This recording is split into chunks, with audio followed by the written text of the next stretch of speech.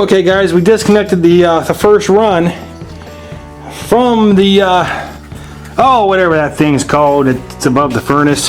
There's a name for it. I don't know it. I'm not an HVAC guy. But anyway, we put a cap on it. Okay, we're not going to use that one. All right, we didn't attach it. We didn't fix it. We just slapped it on there for the time being because one, I'm not going to cap it until later. Alright, I'm not going to permanently fix that until I'm done with this project. So for now, it's just going to sit there nice and neat because I might need to use that one at some point. Okay, so we're going to find the next piece that we're going to use. I'm going to have to use that one because I need to get one of them other two out of my way. Because this is the other piece we're working on and I'm going to need the cap over here instead. Crap! I should have bought more caps. Oh well, it's all fine and dandy. We're going to go ahead and we'll figure out which one of these two we're going to disconnect, and then we're going to put it where the cap is. But that cap's there in case the furnace turns on. That way we're not blowing hot air right in our face. Okay guys, I know you can't really see. I'm kind of in the way of the light, and there's not much light back here. But this right here is the one we decided we're going to use because it's closest to the ceiling. Okay? So that's the one we're going to use to run this pipe out. We're going to leave this guy here. We loosened him up so that he can hang. We're going to reconnect the one that was connected there over to this one.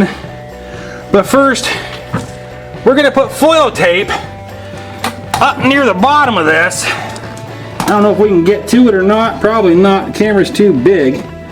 But we're going to put foil tape right up along this. Because as you can see, it moves a little bit and there's a small gap there all the way around that's not sealed. Small gap, not sealed. Okay guys, you probably can't tell, I had gotten a 7-inch pipe, or at least it was marked as a 7-inch pipe. Let's see, I don't have my tape measure here right beside me, but it's a 6-incher. So thankfully we became prepared with a 7-to-6 reducer, which we were planning on using later on in this project, but we'll use it right here. We went ahead and put that putty stuff in there and then put the foil tape around the seam because that's what you're supposed to do. I don't know, it says water-based duct sealant. I'll try to find a link to it and put it down in the description. Alright guys, we already dry fit this, so it's going to fit exactly where we want it to go. We already know this because we dry fit it. What we're going to do is we're going to take our putty knife and we're going to put some of this goop up around here. We're going to do it very thinly. Now I should have found a place to set this daggone thing down. Give me a minute here.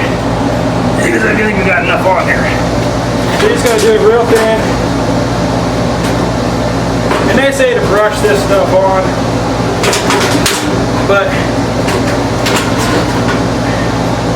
we'll be okay because we're going to brush it after we do this. So, and I'm sorry, the furnace is running, so it's kind of loud down here. Oops, I'm sorry, I got too close. So, we're just going to try to get the rest of that off the scraper that we can. Then we're going to scrape the rest of it back into the tube. And we're going to put our lid back on that pretty quick.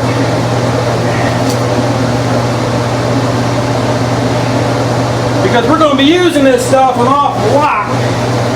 Pretty much every connection we make. I don't think we're required to. We're going to, because it's goop and it makes sense. So we're just going to brush it on up around, fill in all the stuff that we missed with the scraper, move the excess on over, get it as smooth as possible. as even as possible. Okay. See, brushed around nice and easy. No real excess to speak of.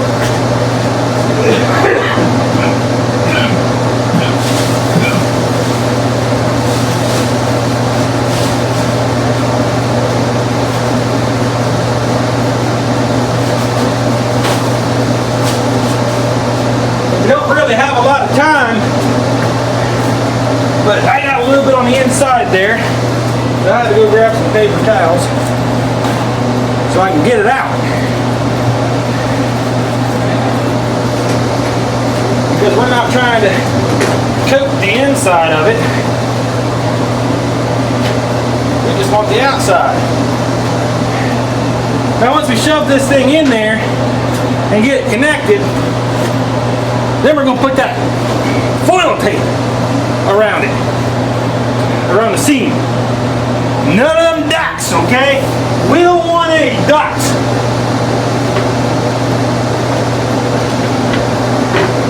So, and of course it doesn't want to go in nice and easy for us. There we go.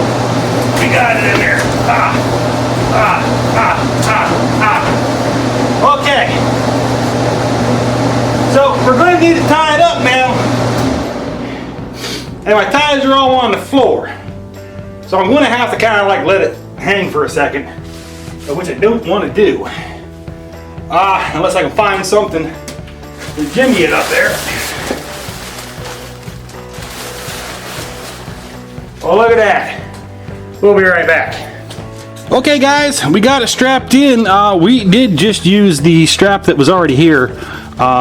It's a little loose, but it's going to sway a little bit. We'll probably tighten that up at some point or put something else up there. But for now, we're just trying to get heat back into the room. So we'll fix that later. As you can see, we put the foil tape around the seam there where that goop was. And then the seam here where you bend it together. You need to make sure you put foil tape on that too, just because you want it to not lose air. Okay guys, well we finally got that piece on. I did realize I forgot to insulate the duct. That's alright, we can hit it later. It'll be a little harder and well, it's gonna suck, but that was my fault for not doing it. I did go ahead and insulate the next section, and kind of upset that I did, because boy, that made putting this little piece on a little hard, because that insulation's a little slick, hard to get a grip on. So of course it'll be easier now that it's on. Okay guys, it's not real pretty. It's actually quite ugly. Went ahead and put another piece of the straight stuff in here, tacked it up on around the corner. We did some flex because it was a lot easier. And sorry about the lighting over here. The lighting over here sucks. And put a new vent in, put a new flooring in, or a new section of flooring. I know the lighting sucks, I'm sorry. It's up here, I got everything in the way. I had to put some wood on top of that for the flooring upstairs. But the new vent's in, I got one done. 3 to go, woohoo!